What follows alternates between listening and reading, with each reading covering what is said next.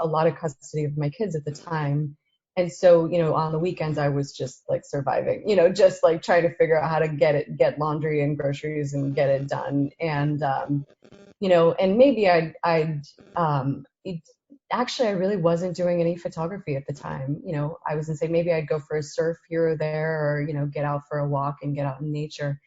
And so I had to, so like I said, I've lived at both extremes. I feel like I've lived in a lot of places in the middle, being a very footloose and fancy free, pursuing my art primarily. And then I've also, been in that place where I kind of, looked at my inner artist and said, sorry, honey, like you've got to sit in the corner for a while, which was very, very, it was very painful, right? In a lot of ways it was a form of self-abandonment. And so, but I do believe that, the universe heard my prayers, because I was in that job for about 6 months, and it fell apart, no fault of my own. It basically was just like, sorry, this, somebody, the person who had this job before you is coming back and she has priority. And it was like, oh, thank God. Like, this is the best news that I've gotten, in 6 months. And so again, I was able to make a graceful exit, because of the circumstances. And that was when it definitely was scary, right? In terms of freeing of like, okay, like I could, as soon as that happened, it was just like the word in my head was just like art. Like all I want to do is, I looked long and hard at opening up a, creative arts studio, came very close a couple of times. That, I really had to get to that place of saying like, wow, I do have a very strong creative self and a very strong creative being that I did abandon for a time. So what can I do, right? Where do I fit into this world where I can be, a worker among workers, where I can contribute like the skills and gifts that I have to the world, but still be doing something that allows me to express myself creatively. And I ended up kind of going on a journey that lasted about, it was a little over a year, I'd say, almost closer to 18 months, of where I looked at a lot of things, creative individuals, and I mean, all of it, Yuri. I mean, scientific hand analysts, career counselors, aptitude testing, like I really put my foot down with the universe and said, okay, I have a purpose here on this planet. I know that I have something to offer. I know I have skills and I know I have talents. I've been a little bit of a square peg in a round hole, like trying to, figure out what it is. And so I ended up in this place, where I really kind of had to say, I think I need to make my own job in the world, right?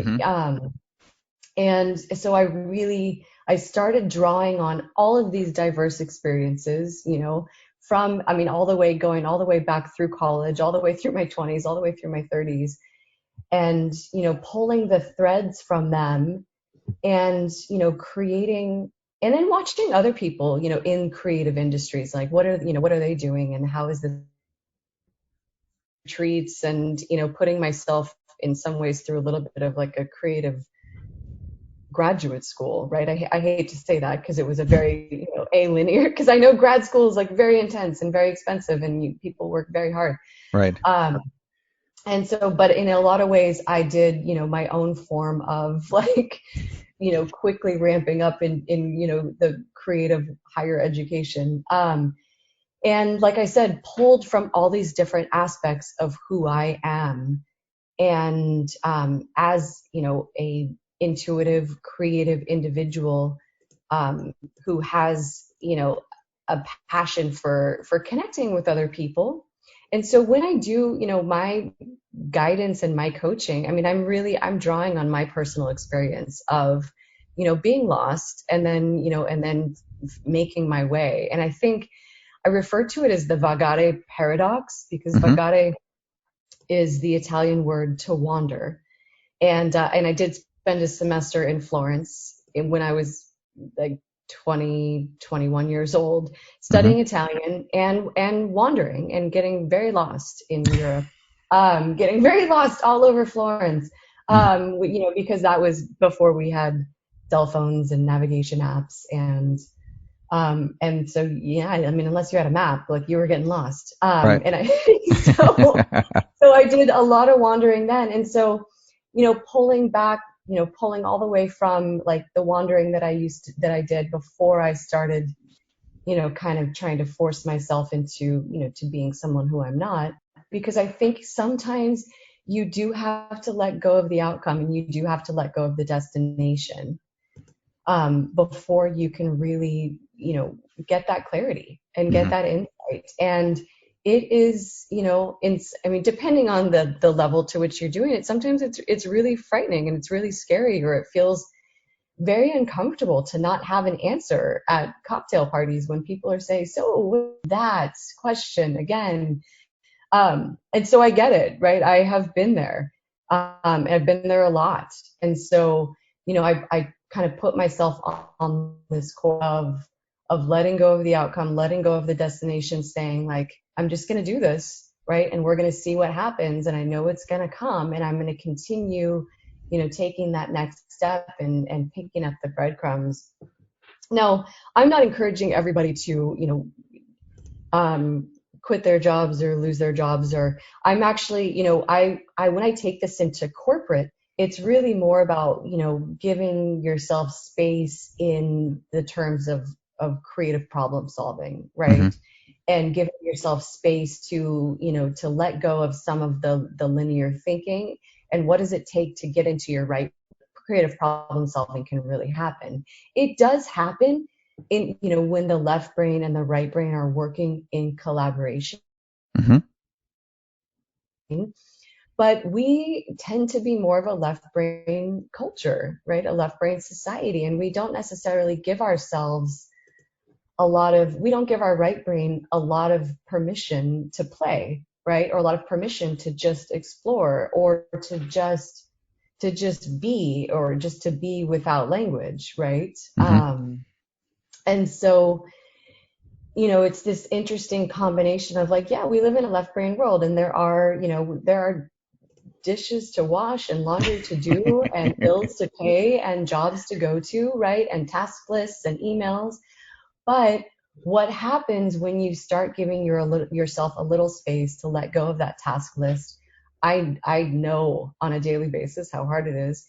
And to say, yeah, I'm going to go take that walk, or I am going to sit down for 15 minutes and meditate, or I am going to, whatever it is, that sparks you, right? I am going to take time to, or I'm going to go to the grocery store without a shopping list and just see what calls to me, right? I mean, it's just, it can be really little, right? It can be really minor.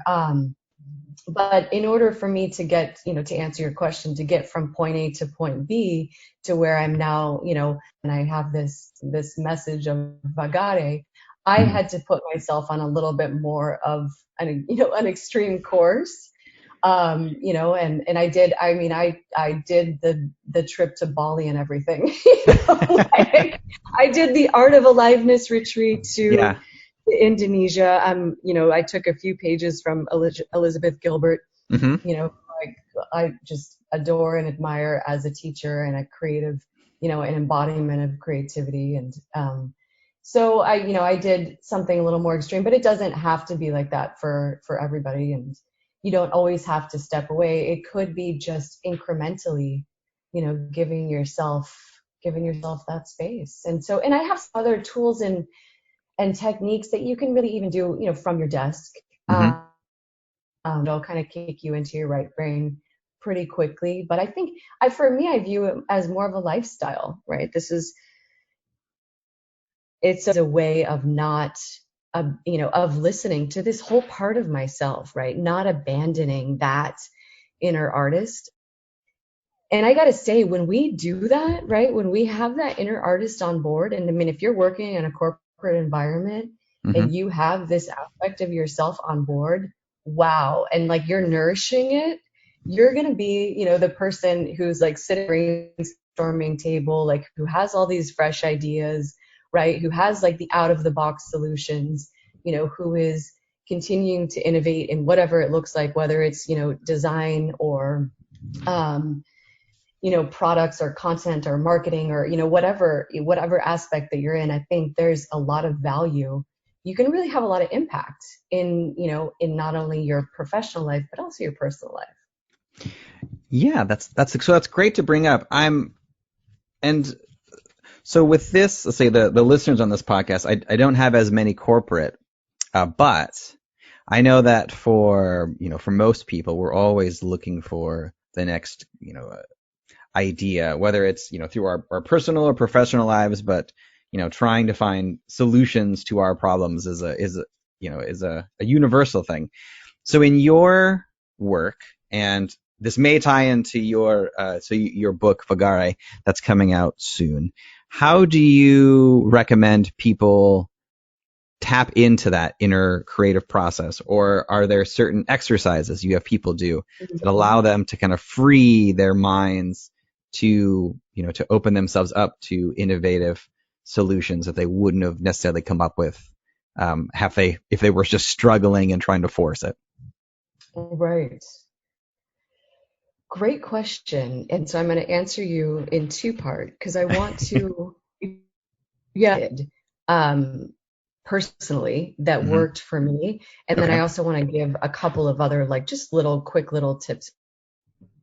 Sure. That can be easily incorporated. Well, I don't know if easy is the right word, but that can be incorporated into daily life. So when I was on my journey and I was trying to figure this out, I had a good friend, actually, a friend who has probably known me the longest, right? And so she really, she's just one of those people who sees me, right? Who, we've been friends since like freshman year of high school or something along those lines.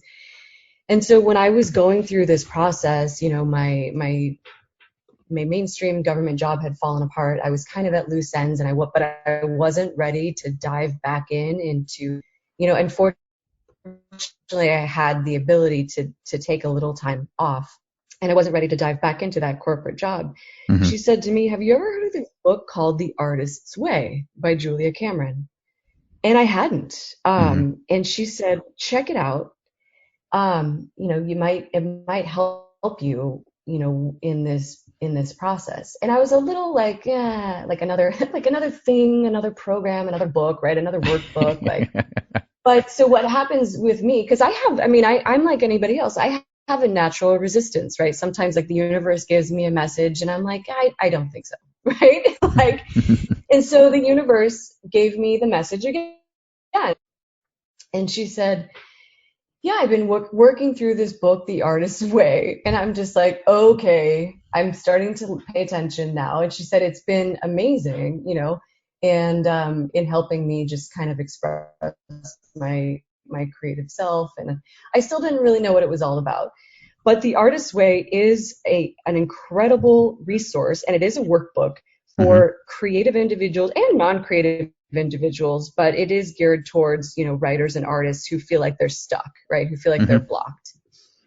But what's great about it is it can also be used for anybody who's kind of trying to unearth the next step, the next direction, the next course of action, and bring a little bit more, vibrancy and vitality and just color and creativity into their lives, right? Anybody can do this, attorneys and corporate individuals, and you can work through The Artist's Way. And I truly believe it will have an impact. So that's literally one of the first things that I started doing. I was looking into, that was at the time I was looking into, opening an art studio. But I started working through The Artist's Way. And what Julia Cameron insists that you do in this book, she will insist, like she will demand of you that you get up every morning. And maybe you get up about 30 minutes early and you do, she's like adamant about it, that you do 3 pages of stream of consciousness writing, like journal pages, right? But you're not journaling about anything specific. You're just writing. And you can write about anything. I mean, you can whine and complain about how you don't have the laundry done or about how you don't want to go to work today. Mm-hmm. You just write. That's the bottom line. You put pen to paper and you just write for